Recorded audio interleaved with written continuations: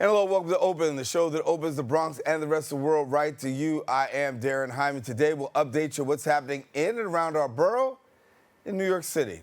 Coming up, we'll discuss how two organizations are working to empower underrepresented communities, transforming the future of the food industry in New York City. And after that, we'll talk about a festival that's highlighting storytelling across diverse voices, as well as mediums and world languages.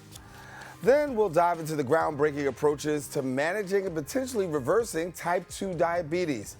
You don't want to miss that. And lastly, we'll discuss the impact of this program and how it's transforming the Army's approach to fitness as well as well-being.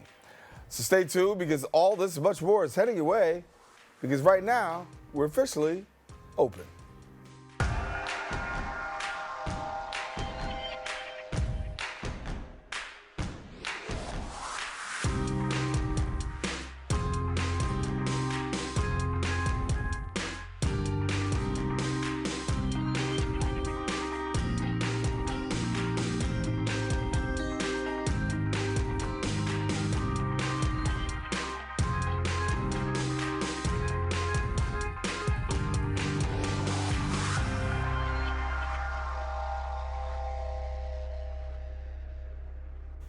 And hello, everyone. I am Daren Jaime, and you're now watching Open, a live program that brings the Bronx and New York City straight to you.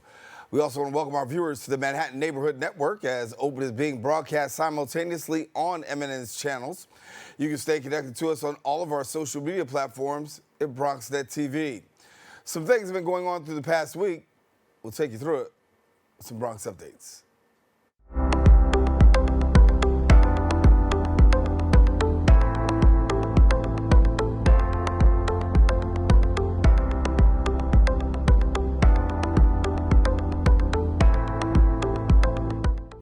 And we kick off with education news. New York officials have rejected the Trump administration's demand to end diversity, equity, and inclusion programs in public schools, despite threats to cut federal funding. The Trump administration recently ordered K-12 schools nationwide to certify that they're adhering to federal civil rights laws and eliminating discriminatory DI programs or face a loss of federal funds. This includes Title I funding that supports low-income schools. New York receives about 6% of its K-12 funding from the federal government. The deputy commissioner of the State Department of Education arguing the federal government lacks the authority to enforce such demands. Critics argue the demand undermines the Trump's previous promise to return educational control and states to schools. Moving now to other news, New York's $9 congestion toll for drivers entering Manhattan's busiest areas, well, it's expected to remain in effect through the summer and possibly into the fall. This comes as a lawsuit challenging the Trump administration's authority to end the program's progress. U.S. Transportation Secretary Sean Duffy calls the toll, quote, a slap in the face to working-class Americans and small business owners. When the state refused, federal authorities extended the deadline to April the 20th. However, New York State Governor Kathy Hochul stated New York would ignore that deadline as well. A brief schedule has been set, with court filings continuing through July, possibly extending into October. In community news, KIPP NYC Public Schools offers families and alumni access to vital information on health, housing, as well as finances and career development. Our BronxNet reporter Chris Kamola has the details. The KIPP NYC public school system is known for guiding generations of New York City students. But today, family and alumni are receiving a lesson about the various success tools KIPP has to offer. It shows that there's community, there's support. It gives the kids a fun day of activities to do. It also gives us resources. Through a school fair at one of their several Bronx locations, eager alumni alongside families and their children explore comprehensive resources and activities each table has to offer lined this educational hub. BronxNet's Maddie Dumbele on the scene speaking with community members who have deep roots in KIPP's history. Many of the people that you see here today are alumni who are now teachers and school leaders and representatives and even parents. And our journey has been an incredibly joyous one, but we've learned so much from our community and our students and many of the people who've gone through KIPP education. For the parents, vaccine information, mental and physical health guidance, in addition to housing aid, is available in abundance. Meanwhile, alumni visiting today get a chance to look into a variety of career services, proving KIPP's educational support doesn't end at graduation. It's nice to be grounded. It's nice to be reminded where I've come from, and it's nice to be able to serve the community that served me and helped me so much throughout my life. The school network represents a shared goal of ensuring success for all who enter KIPP schools, student or otherwise, vital for changing the community in the Bronx and even further beyond. Each one of these kids will impact the world in their way, and I think it's our job to protect them and make sure that their dream never dies, that the bubble never bursts, that they can forever be whatever they want to be. On McCombs Road, Chris Cumella, BronxNet Community Television. And thank you, Chris. That's all time we have for our Bronx updates. We want to take a quick break, but we'll have more open when we return.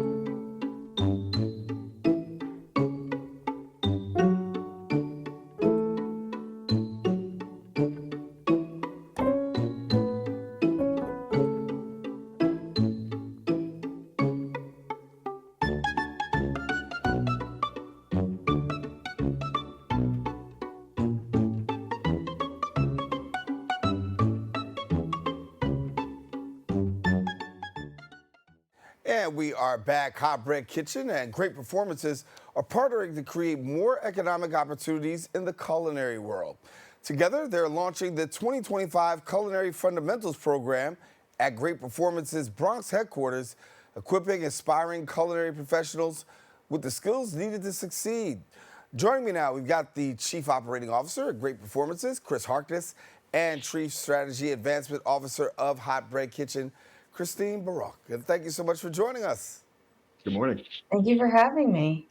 This is a great partnership between the both of you, and I don't know if I'm quite hearing you, but I think we're hearing them. Great partnership between the both of you. Tell me how this came about. Well, Liz Newmark is known really in the community as someone who wants to provide more services. She's incredibly philanthropic, and Great Performances has been an incredible partner to Hot Bread Kitchen. They have hired our members. They actually allowed us to create our first community outpost in the Bronx. And now we are starting a new partnership together with our Bridge to Success program, which is a transitional employment program. Yeah. So, Chris, talk to me about how this partnership is actually going to work out.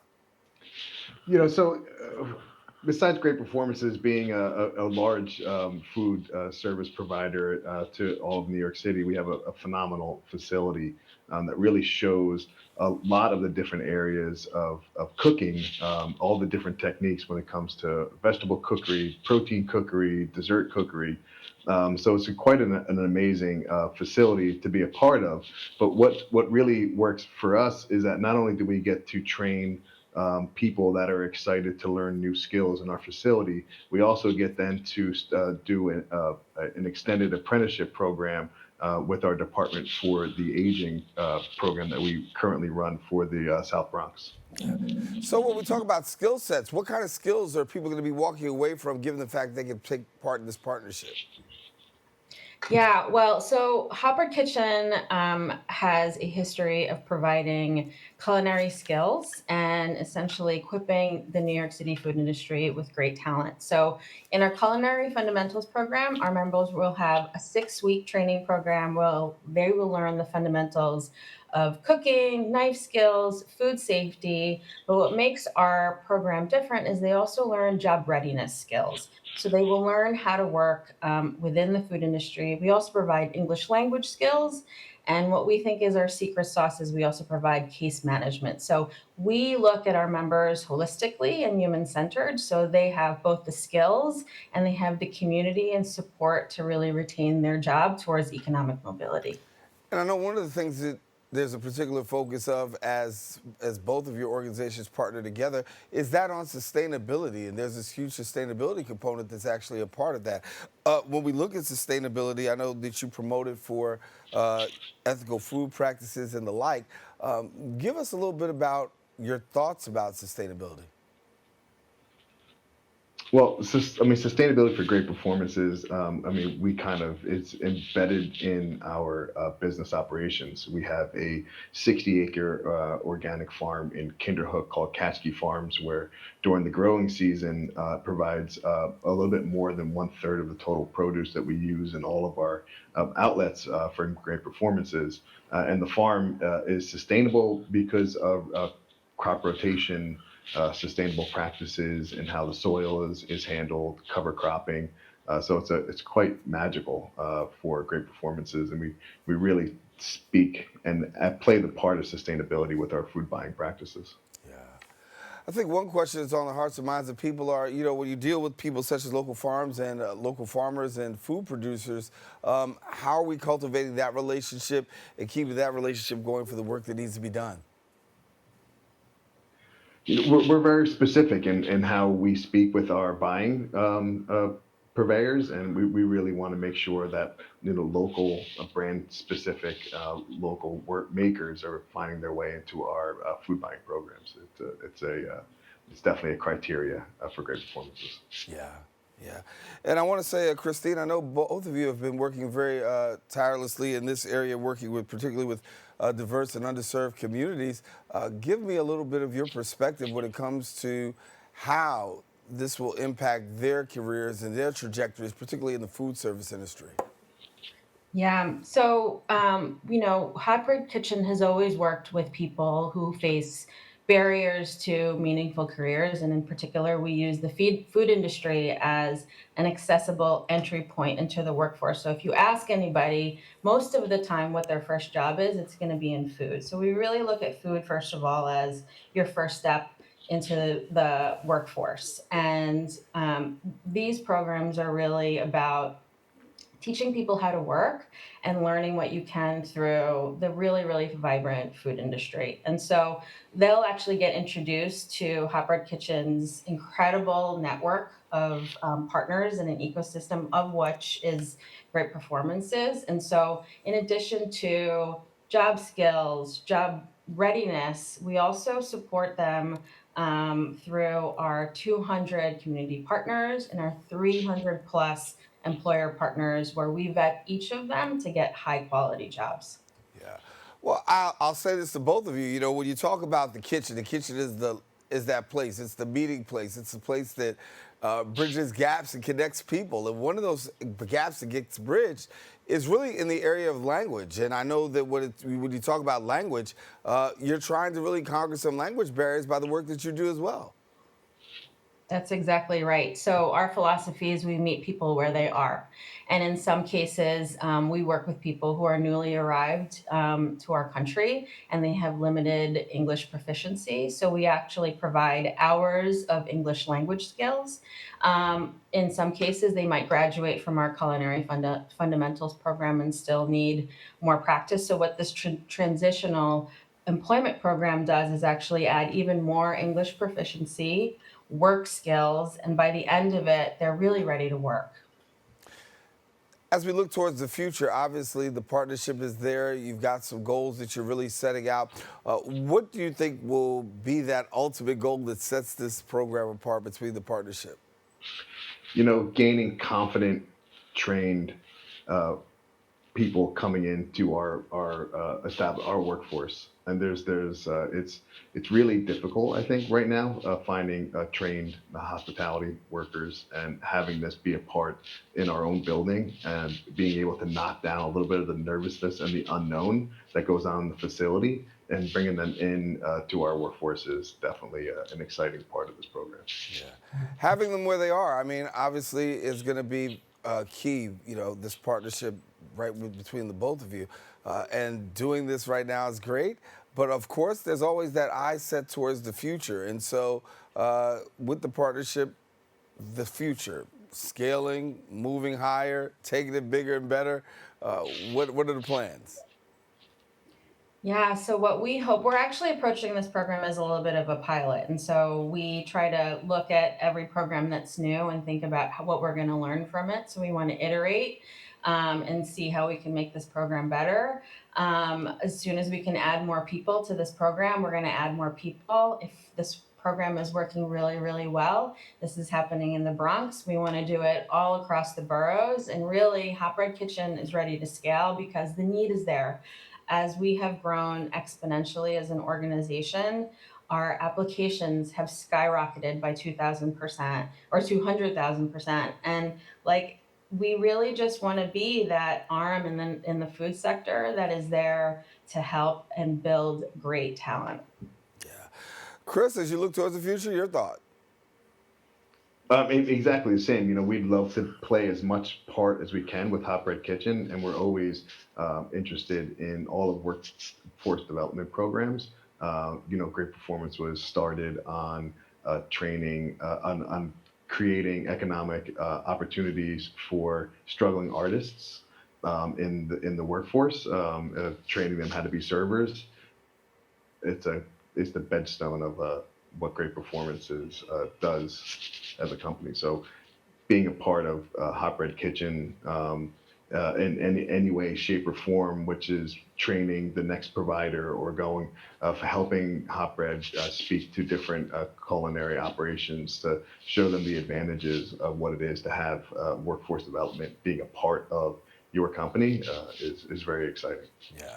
Across America, immigration seems to be the hot topic, as you know, and things are continuing to develop as we speak. But as these things are developing, your commitment to immigrants and particularly uplifting immigrant women through culinary education. I want to get a little bit from you as to the work that's being done there so that people can become more aware. Yeah. We are not changing that goal. Our North Star will always be to be, someone who will be a launching pad for immigrant women's careers. We will continue to do that. We are educating our staff, we're educating our members, we are learning from our employer partners, and we are going to continue the work that we do. Yeah. And Kristine, as you talk about, educating, industry is really important, maintaining those industry standards that are constantly ever changing and evolving. I want to get both of you to really talk about how you're able through this program to really keep people up to date, connected, and compliant with that, because that's a huge thing that we see. Of course, as you go around New York City, you'll see in restaurants they've got A ratings and things of that nature, and B ratings sometimes in some places. We all want A's, by the way. But the reality is that staying up to industry standards is very important. You want to take that, Chris? Yeah, what I think is being in an active facility really helps us all watch what's going on, because any department agency can walk in at any time to review your standards of working. And the fact that we keep up with all of the new regulations and department expectations that go on in New York City, we're able to make sure that we communicate that to all of our training programs that happen within the facility. Yeah. Like I said, we're active, we're busy, we're moving, and we have a lot of reason to pay attention to what's going on in New York City. Yeah. Yes, sir. And all of our members actually receive, as part of their training, food safety a handler's certificate, which is a lifelong certification. So everyone who goes through our program has a real sense of food safety and industry standards. Yeah. So it's an exciting time. Give me a little bit about what we're looking at over the next few months. We will continue to scale. We want to know if you want to be a part of our program. So certainly, log on to hotbreadkitchen.org. We are accepting programs. Our next community outpost location will be opening up in May at Great Performances, and then we will have them throughout New York City. All righty. Well, Chris and Kristine, thank you so much for joining us and sharing a little bit. Congratulations on the partnership and looking forward to some great things happening down the line. Thank you. Thank you. All righty. Well, we want our viewers to know if you want more information, guess what? Visit the website at greatperformances.com and then also hotbreadkitchen.org. We encourage you to don't go anywhere. We've got more open coming up right after this. We're going to start the show right now. This is my favorite part. Ready in 5, 4, 3, 2. Hey, this is Angel, and I am one of the instructors for the in-studio production. Here at BronxNet, we offer classes that can help you elevate, expand, and start your television career. All you have to do is sign up at bronxnet.org/education. For the past 7 years, I have been in various productions, spanning from talk shows, independent films, news reports, art displays, teachings, musical performances, and many more. Ain't that right, Angel? Yeah, you're absolutely right, Angel. There are a lot of creative individuals that we're just waiting to sign up for the class. And if I may, can I also express thank you, Angel. That's all the time we have left. Visit bronxnet.org/education and become a producer by taking the course. The class I offer is also in English, en español y también bilingüe. Nos vemos en la próxima clase.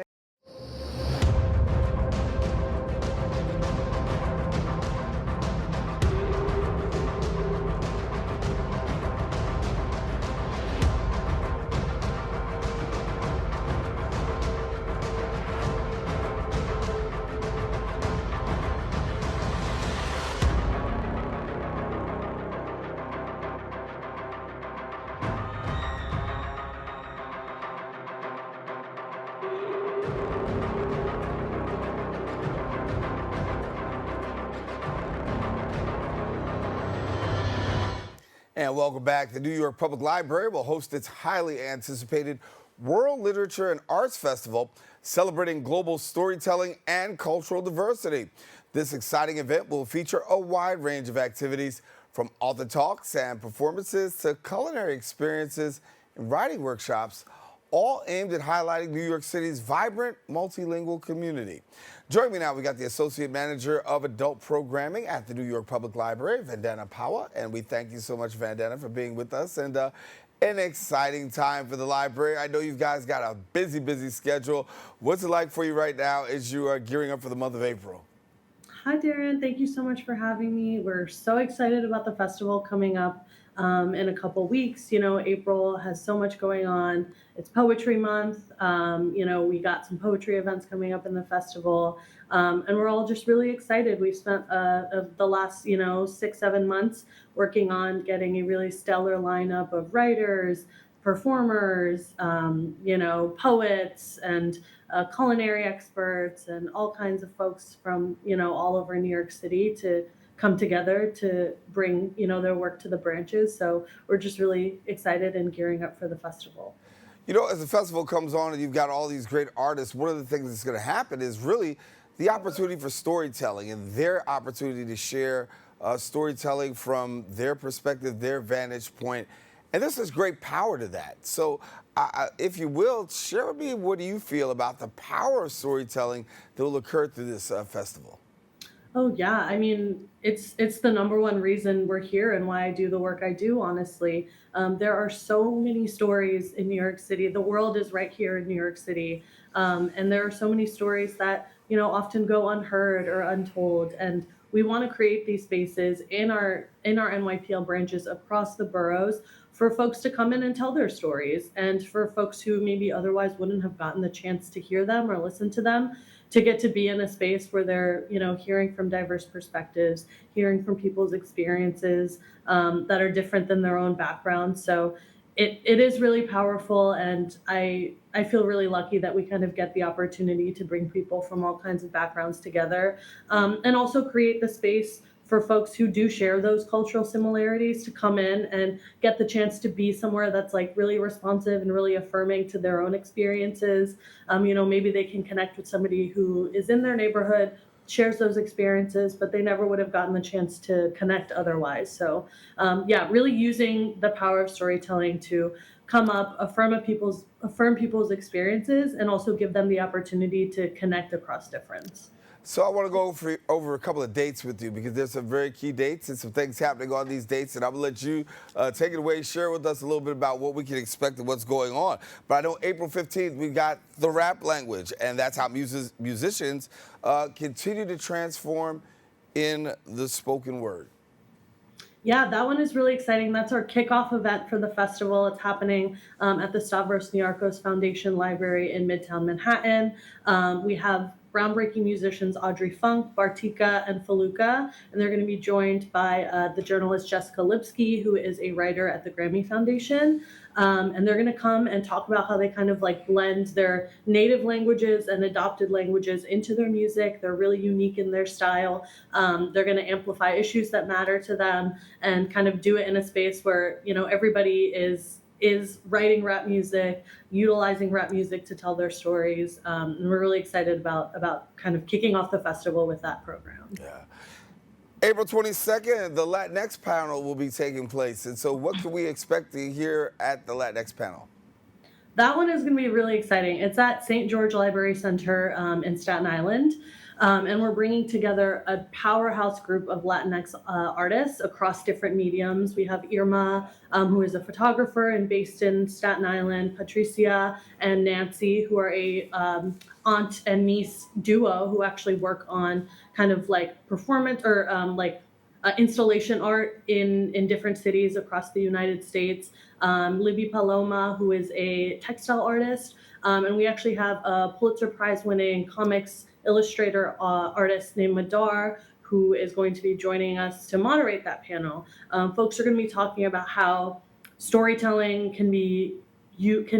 stories can be told in a bunch of different mediums, including visual arts, and kind of what their art does for creating a sense of belonging for folks in their community. So that one should be really exciting as well.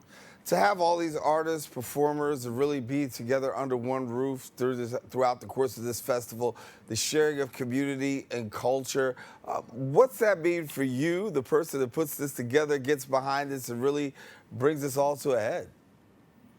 Oh, it is so rewarding. It is so rewarding, especially when we realize, you'll be in a room with these artists and they'll start finding connections with each other. They'll be like, oh, like we had a residency at that museum at this, one back to back to each other, but we didn't connect until now.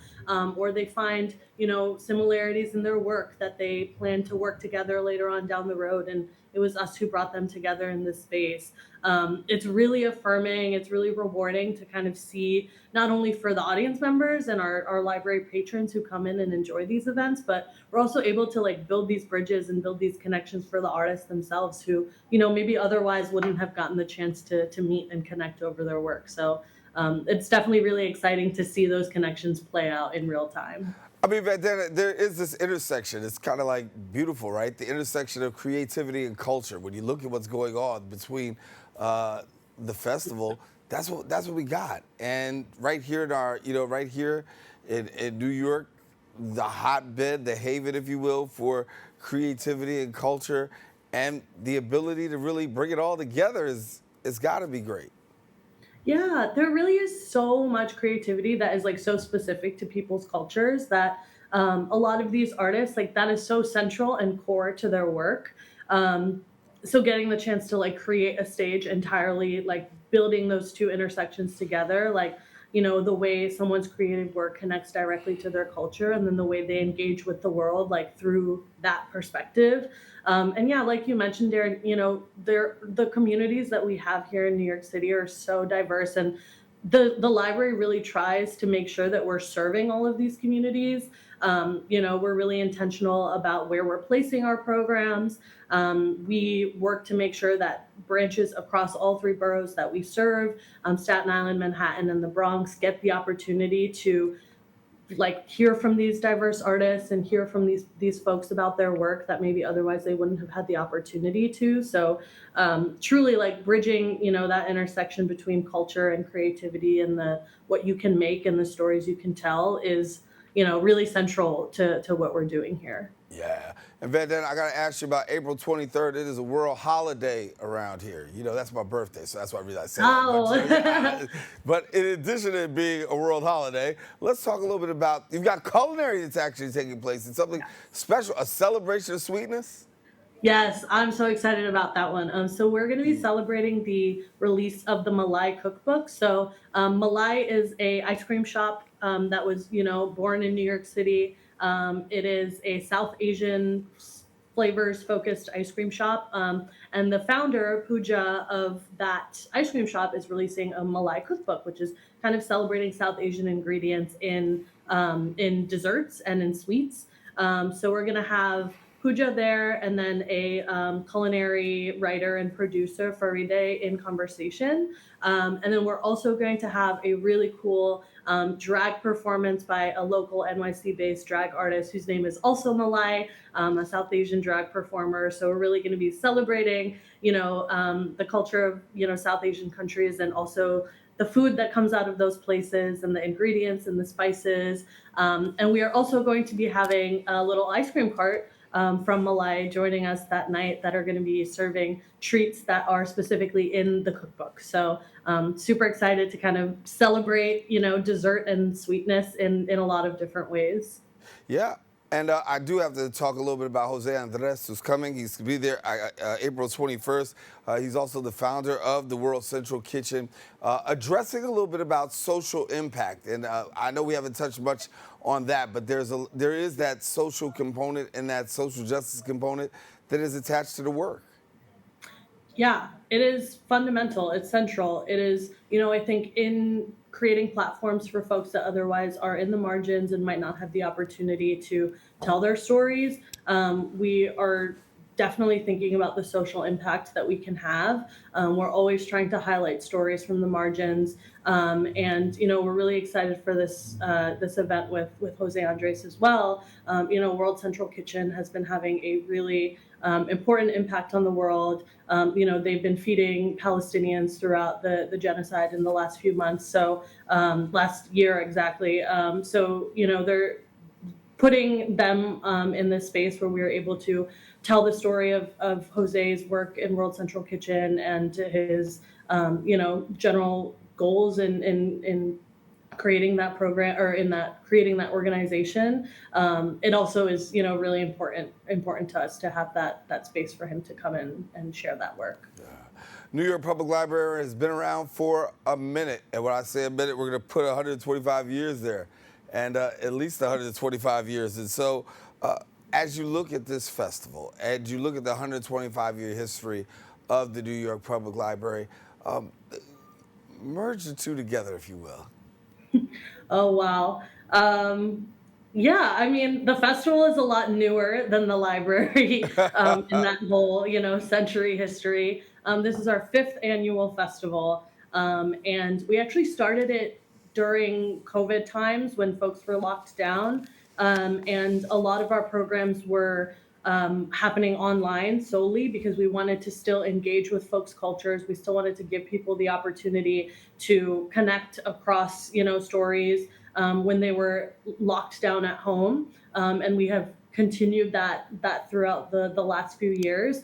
A lot of our programs are also now going to be virtual and in person. So we're still really prioritizing the accessibility of our programming and making sure that folks who are at home or not in New York City as well are able to connect with our programming. So I think, the role that the library has played over the last 125 years is really to serve our patrons and, become a central space in New York City for folks to read and learn and talk and discuss with each other and share stories across their experiences. And I think in that way, the World Literature and Arts Festival really fits perfectly into that history. And it's something that we hope to continue, working on for many more years to come.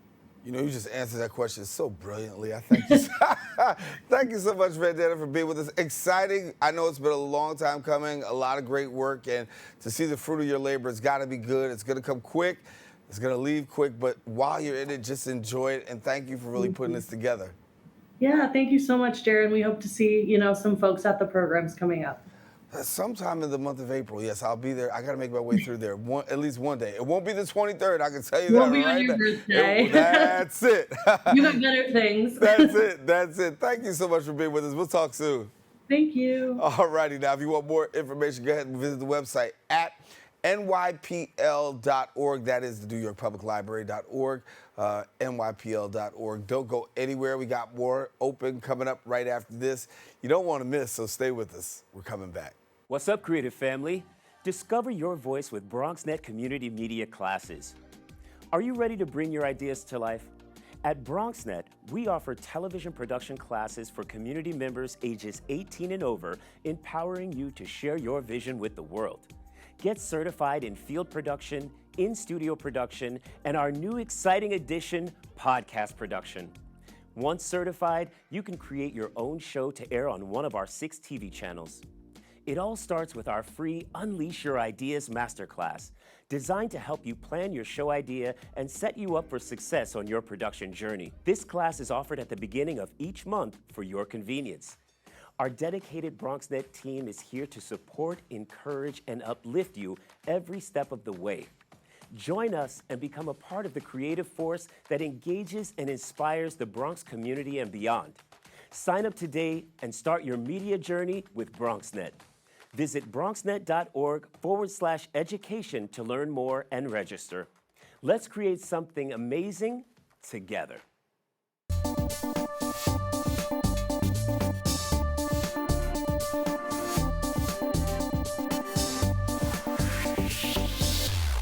And we're back talking now health news. Type 2 diabetes management continues to be a challenge for so many people, with nearly 40% of patients stopping their medication within the first year. A new report from the University of Virginia Health highlights a growing range of treatment options, including both traditional medicines and emerging alternatives designed to improve long-term patient adherence. Joining me now, the professor of the Departments of Internal Medicine and Psychiatry at the University of Virginia Health Sciences Center, Daniel Cox, and we thank you so much for being with us, Dr. Cox. Thank you, Daren. You know, when we talk about type 2 diabetes, a lot of people, particularly we see many in the inner cities, really deal with the type 2 diabetes problem. And it's something where we find that people are diagnosed, people get prescribed, and somewhere along the line there is a disconnect between the time they're prescribed medicine and they just drop off and stop taking that medication. And I just love to get an insight as to why are we seeing people stop? Well, people stop for a variety of reasons, one of which may be cost, one of which may be access to a pharmacy, one of which may be just side effects of the medications. And when we talk about this in particular, stopping, treatment options are varied down through the years. Where are we with regards to the potential for different treatment options?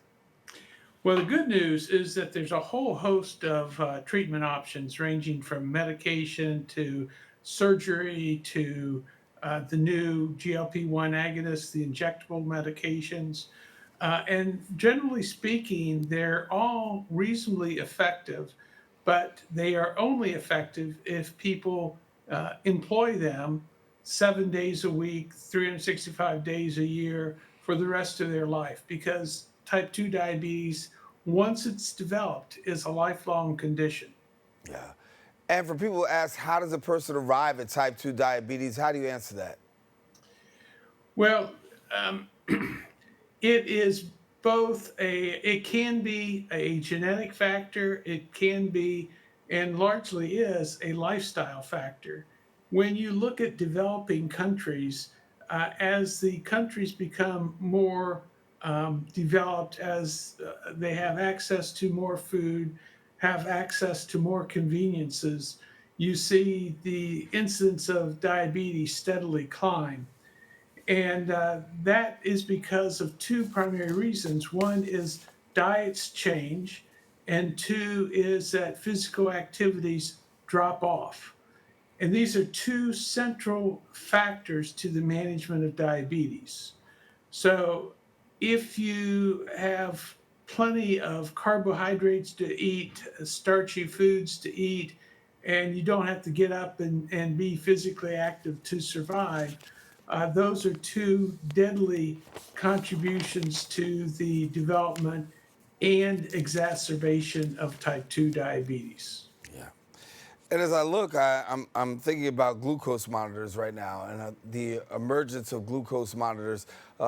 As glucose monitors are more and more in the communities, how effective do you find them to be?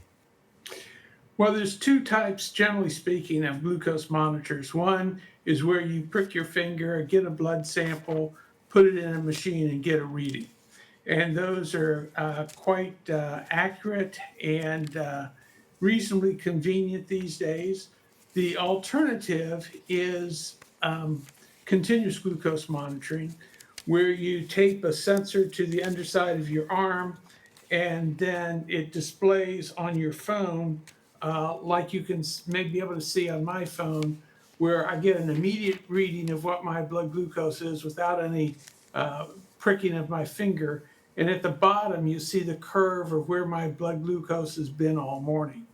And this information empowers the individual to make decisions. So it will tell you which foods that you routinely eat push your blood glucose up a lot and which ones do not.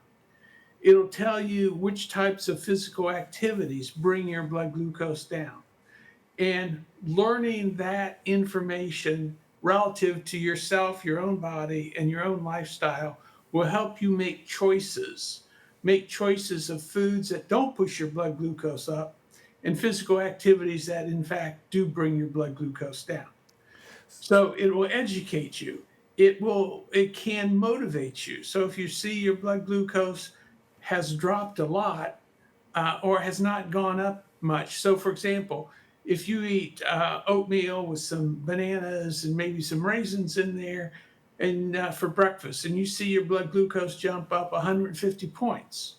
But if you eat instead scrambled eggs, your blood glucose may only go up 10 points. And with that information, you're being empowered to make those choices that minimize your blood glucose elevations or how much it goes up. Yeah. You may see yourself after dinner, maybe sitting in the recliner watching TV or sitting in front of your computer all evening. And you'll notice that your blood glucose goes up after dinner, but it never comes back down. And then that's contrast to if after dinner you take a brisk walk, you do chores outside, you're physically active, and that activity brings your blood glucose down. So with continuous glucose monitoring, which is available over the counter now and can also be covered by some insurances, you are empowered to know which foods and activities impact your blood glucose in the way that you want. Yeah. Well, Dr. Cox, I want to talk about the GEM program. It's something that you have actually put together. And you put this program together to help out in the fight against diabetes. And it's also actually worked for you. For somebody who doesn't know about it, bring us up to speed. Okay, GEM stands for Glucose Everyday Matters. And basically, it's a 4-session program where people first look at what their routine activities are and how their routine choices are impacting their blood glucose. So they just become more aware of what's going on in their daily routine that affects their blood glucose. The second unit focuses on physical activity, not necessarily going to the gym or aerobic dance, but just physical activity around your house and how to use physical activity to bring your blood glucose down. The third chapter in the program focuses on how to prevent your blood glucose from going up a lot in the first place by making food choices that work with your body and your available foods that prevent high blood glucose. And then the fourth unit very simply focuses on, okay, now you've learned how to control your diabetes. How do you continue this for the duration of your diabetes? In other words, how do you continue this altered lifestyle for the rest of your life to be in control of your own condition? And then with our program, we're actually doing a study. We give people continuous glucose monitors. We give them Fitbits. And Fitbits or some sort of activity monitor, you may just use your smartphone, gives you feedback in terms of how much physical activity am I doing? How much physical activity did I do? Am I doing as much as I thought I did? Have I not done much today and I need to do more? These sorts of things. For yourself, you're not just a person that's prescribing it. You're saying, look, I've done it myself, 15 years yourself through the GEM program, putting yourself into remission. For those who may be out there watching and saying, listen, you know, he's not just actually talking the talk, he's actually walking the walk. Share with our viewers the success that you feel by walking the walk. Well, when I was a NIH researcher on diabetes for about 20 years, and then all of a sudden I realized I having to urinate a lot, drink a lot of water, having blurred vision. I came back from the bathroom one night and told my wife, I said, oh, I've got diabetes. And I went to the hospital, took my own blood test and affirmed that I had it. And at that point, I knew I would prefer not to do medications if I didn't need to, because medications is generally a downward spiral. You start off on metformin, then you increase the dose, then you add additional medications, and then eventually down the road, you may end up on insulin. So that was one option I would rather not pursue. The other option at the time was just losing weight, and I really wasn't that overweight, and I hadn't been very successful trying to lose weight in the past.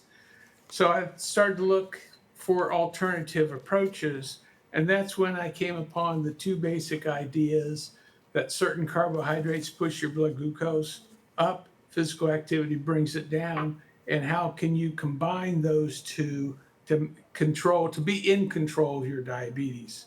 And so with the support of my wife, who does a lot of the cooking and shopping, we changed our lifestyle where when I got started when I developed diabetes, a meal was not a meal unless I had either rice or potatoes or pasta, some starch, and all those had to go because all those push your blood glucose up.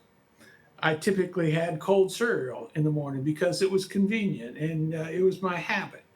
And I found out that cereals push your blood glucose up. So I had to engage in a lot of new food choices, which in fact brought my glycosylated hemoglobin from a 10.3 down to below 6.5, which is your measure of diabetes control. Wow. Dr. Cox, amazing story. We got to leave it there, but I'm going to tell you this. We're going to bring you back, and I'm going to have my producer make sure we reach out to bring you back, because there was a couple more things I want to talk about. And namely, I can't get at it now because they're wrapping me up, but I want to talk about definitely how weight loss and some of these weight loss drugs actually contribute to in the fight against type 2 diabetes. We'll bring you back. We'll talk more about it. But Dr. Cox, thank you so much for being with us. Thank you. Glad to help. Oh, thank you. All right, now if you want more information and you can't wait till we bring him back, guess what? Go visit the website, uvahealth.com. You can see Dr. Cox's information there. We encourage you don't go anywhere. We got more open coming up right after this.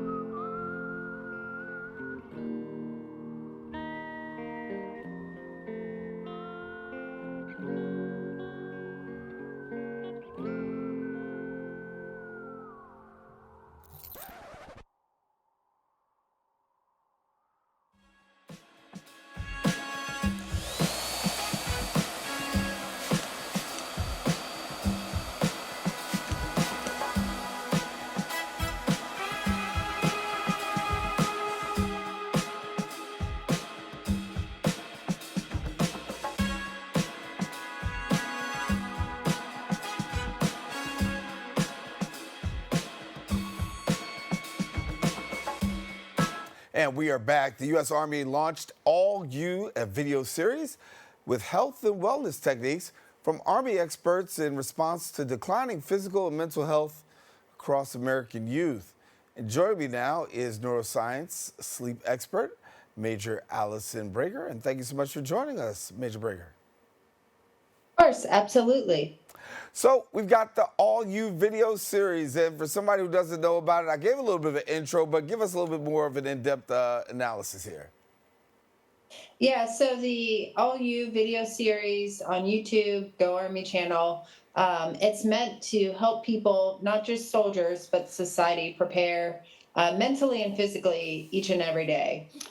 So there's lots of helpful tips and techniques for physical fitness challenges that you can do in your home or in your office that don't require any equipment. There's tips and techniques for getting a good night of sleep and what it looks like to set up a good sleep hygiene routine. There's tips and techniques for managing stress and interpersonal reactions with others during the day.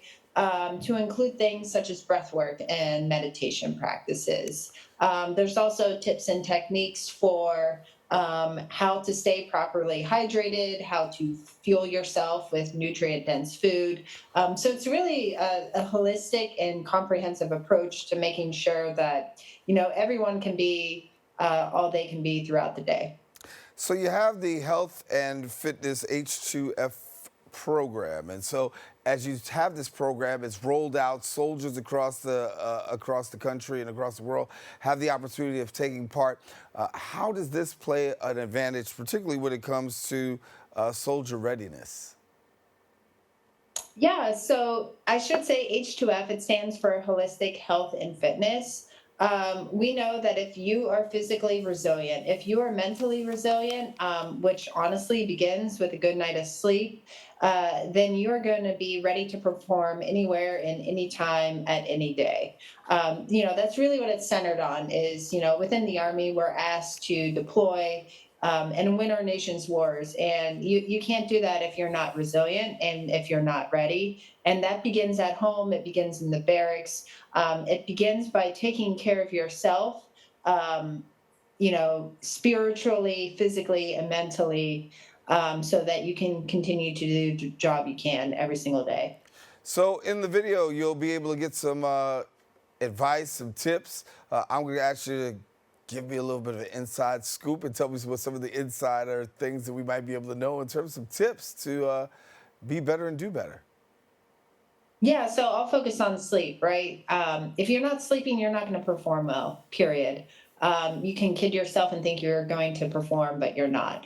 And that really begins with getting a good night of sleep. It's not just about sleep amount, it's about sleep quality. So removing yourself from stress throughout the day. So there's a series of tips there about what you can do to avoid getting stressed at night, putting away your work, not doom scrolling on social media, staying away from blue light. You want to do that first and foremost. You want to find something relaxing. That's where the breath work and the meditation tips come in. You also want to make sure you go to bed hydrated, that you're not eating too close to bedtime. So there's lots of ways and to do that through this All You YouTube series. When we look at the Army and recruitment, sometimes we do find that those numbers aren't exactly where they should be. And a lot of that sometimes has to do with the health component. And give us that from your perspective. Do you think with videos out there such as this and the tips that are being shared that we could see possibly an increase in recruitment? So these, right, you think about this generation, they're all on YouTube. They're all using social media. That's what this YouTube series is centered on. Also showing that, the Army, we're a professional organization. We treat our soldiers just like we treat professional athletes. We care about their sleep. We care about their nutrition. We care about their mental game. I think all those factors, making, someone feel welcome and like they belong as part of the team and as a part of the Army family, I think those are all the best ways to recruit America's youth. Yeah. I want to point at this statistic here. I see that there's been a significant reduction in musculoskeletal injuries, behavioral health, and also substance abuse amongst soldiers. And so when we look at H2F, how do you feel that that's playing? And does that play any part in what we're being able to see with the reduction in these numbers? Yeah, I mean, I can personally tell you it is contributing to a reduction in this. One is because we're finally learning how to train people. It's not just about, miles on pavement. It's about doing strength and conditioning training, making sure that our tendons and our muscles can withstand the forces that we're asked to do with our job. It's also about, getting sleep. At the end of the day, there's nothing better than sleep for physical performance and recovery. And then it's also about fueling ourselves. We now know that the quality of food you get and put into your body does matter. And so if you're fueling yourself with nutrient-dense food that's able to sustain not just physical performance, but cognitive performance, you're going to be better off. And I think all of those things are contributing to everything we have seen reductions in with injuries and, in particular, behavioral health. And there is talk of expansion by 2027. There's some goals and objectives that you'd like to reach. Why don't you share with us where we're looking to be in by 2027? Yeah, so the holistic health and fitness program, this it started a few years back, and we continue to grow. We continue to bring in the best from industry. So coaches who've worked with high-level collegiate teams, professional teams, dietitians, sports psychologists, athletic trainers. We're bringing them into our organization and having them be a part of the Army family, give back to the country through their expertise. And that's really what the program's designed to keep building and growing in 2027 and beyond. 2027 and beyond as we look ahead. And talk about looking ahead, you've got a Future Soldier program, and have they seen the benefit of the program that you're talking about, H2F, in regards to, advancement and having success? Talk to us about that Future Soldier program prep course and the success there. Yeah, so I think, this generation, and they're especially doing this during the Future Soldier Prep program, this generation's different. They understand that mental health, sleep does matter. And if you're focusing on that, you're going to perform well the next day, not just physically, but mentally. And so the more we can create these good lifestyle habits early on in their training, as they're doing this Future Soldier program, the better off they're going to be throughout their careers. And then they're also going to be the same people with other future generations of soldiers. They're going to instill these good habits in future generations. So we're I think, only going to see increased numbers of promotion around holistic health and fitness and wellness and performance. Well, I want to thank you for the great work that you're doing and putting this effort out there. And I think a whole lot of people will have an opportunity to watch, see, get some real insight, sleep better, live better, perform better. That's the goal. So thank you for joining us. Yeah, of course. Absolutely. Thank you for your time. All righty. And guess what? Now, if you want more information on H2F, if you want more information at all, don't hesitate to visit the website at goarmy.com. Well, we come to the end of our show today. I want to thank all of our guests for joining us, and now you, the viewer, for tuning in. If you missed any part of today's show, catch the recablecast on Optimum's Channel 67. If you have Verizon Files, that's Channel 2133, or watch us anytime on the web at BronxNet.org. And of course, you can catch a brand new episode of Open with my girl, Rena Valentine, on Friday. That wraps up this episode for us. I am Daren Jaime saying make sure to keep this channel wide open. We say take care, God bless. Talk to you soon.